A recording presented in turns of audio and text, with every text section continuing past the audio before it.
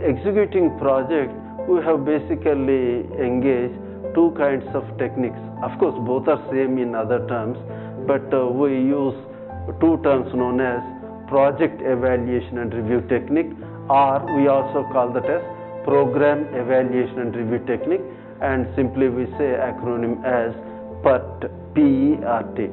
So this PERT was developed by US Navy in association with consulting firm Booz Allen and Hamilton. So this project evaluation review technique have three kinds of time estimates which will be converted into single time estimate. Anyhow, we'll look at those things later. But similarly, we have another technique known as critical path method, or we also call that as CPM. This critical path method was developed by J.E. Kelly of Remington Rand and as well as M.R. Walker of DuPont. So these two people came together and tried to identify a single estimate project execution, which is known as critical path method. So as we were discussing, PERT involves three types of time estimates. These three time estimates are pessimistic time, TP, and optimistic time, TO.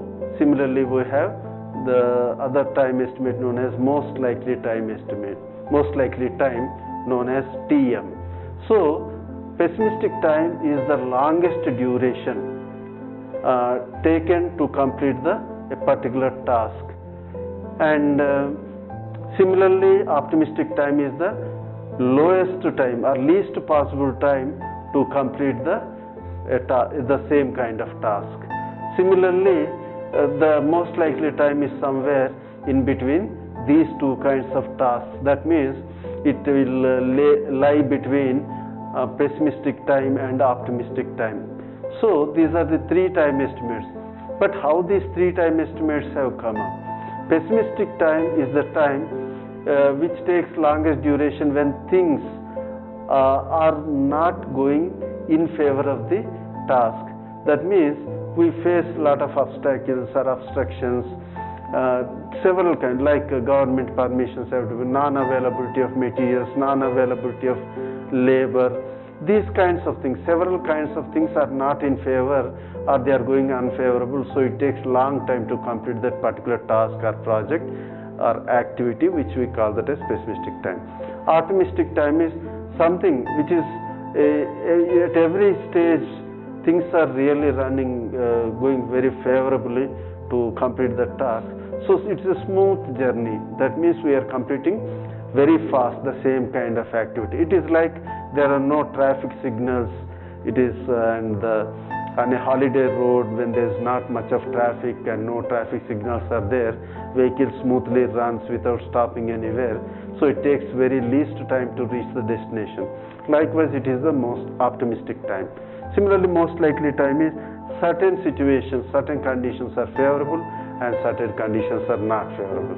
So for that reason, it will lie in between those two time estimates.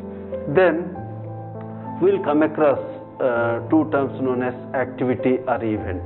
Activity is it is continuation of some kind of task. We have started the task, we are continuing, and at some point it will continue till the task is completed. So the point of starting and point of ending, it is represented usually by an arrow which is known as an activity, and event is indicated by a circle where it is a starting point of an activity or ending point of previous activity.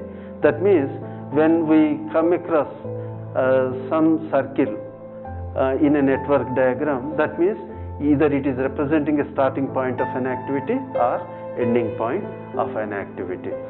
So there are three types of activities in any network diagram, because project execution, once we have scheduled, all those things are done, then we represent that pictorially on a paper known as network diagram. That means we try to establish some relationship between activities. Say for example, in the construction of a house, what we try to do is the activities that are engaged in construction of activities are noted down, and which activities have to be taken first, which activities should be taken later, then how.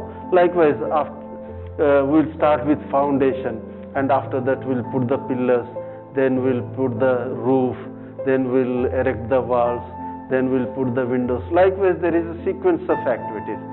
So when we are trying to put those activities in some order, we'll come across these types of activities. Preceding activities are those activities which are needed to be completed before starting certain other activities. Those like completing the foundation before constructing the pillars, right? Those kind of activities are preceding activities. Similarly, there are activities known as following activities. That means activities which have to be completed, which have to be started only after completing certain activity. In the same earlier example, only after completing the foundation, then construction of pillars takes place. That means construction of pillar is a following activity, and laying of foundation is a preceding activity. That is how we will see. Concurrent activities are those activities which can be simultaneously taken up. That means there is no direct relationship with the activities. Certain kinds of activities can go simultaneously. For example, for construction of house, in the construction of house activity, when the plot owner may approach to the engineer for a plan, and at the same time that plot can be made even.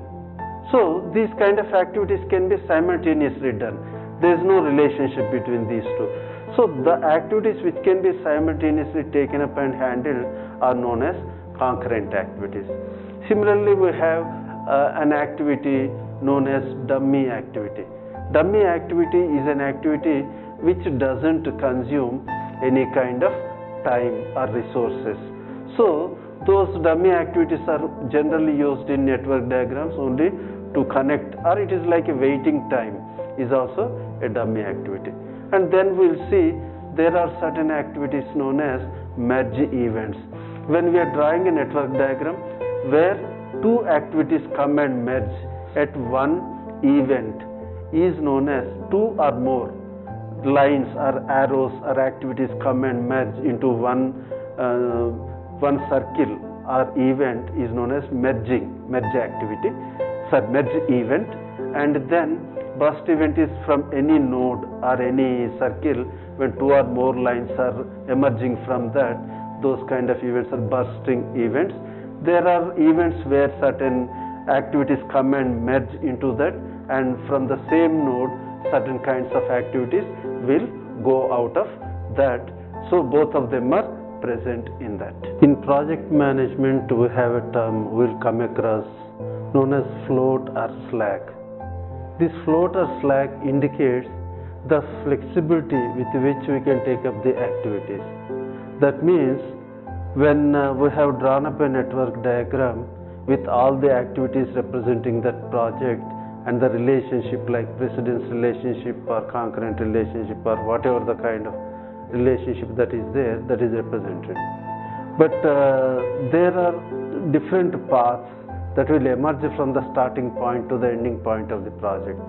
There may be 2 paths or 3 paths or 4 paths, number of paths that may be there depending upon the kind of the project. In that event, what happens, each of the paths may not have the same kind of duration.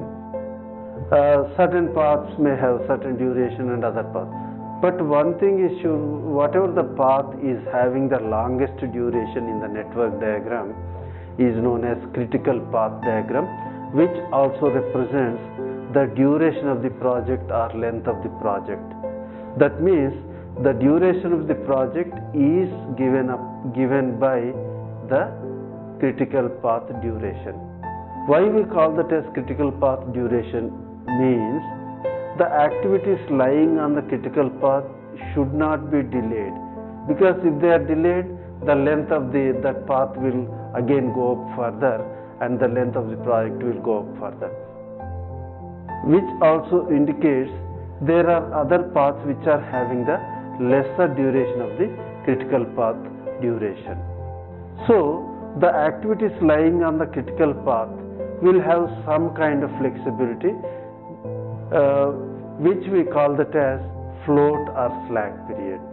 So this float or slag will enable us to use that kind of flexibility. That means the activities which are not lying on the critical path, if at all, depending upon the kind of situation, if there is some float or slag, we can delay some of the activities to some extent in duration.